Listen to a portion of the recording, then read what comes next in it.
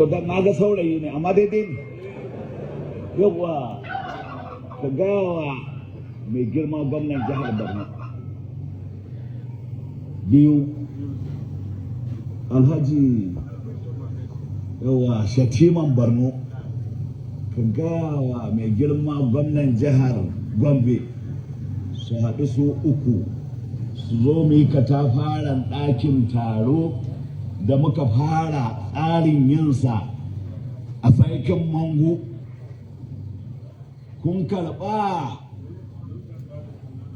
to ku zo ku faɗa jama'a su ji.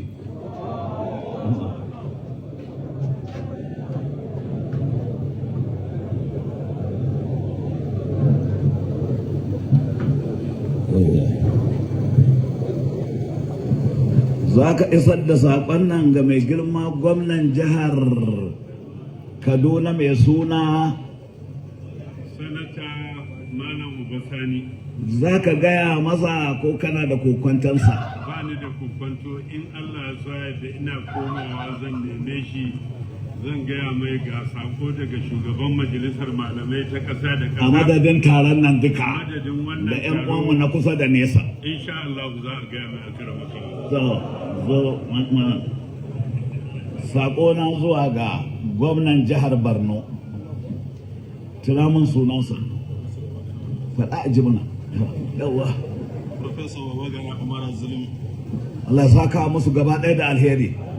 Ka ce a madadin taron nan da sauran 'yan uwanmu su zo za mu yi katafaren ɗakin taro ya zama daga bana wannan jalli jogar ta ƙare da ikon Allah. Za ka gaya masa ko kana kokwantansa?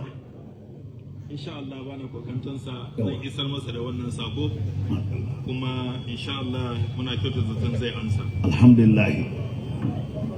Shatiman Borno, ka je ka sami gwamnan jihar Gombe, ga musu ga tallan daga musulunci na hararo su a gani na za su karba.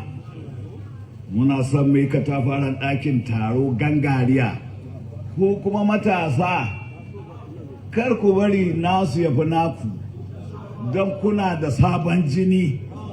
Za ka gaya mar? Ko kana shashaɗa kokwantarsa? To faɗi baka kokwantarsa.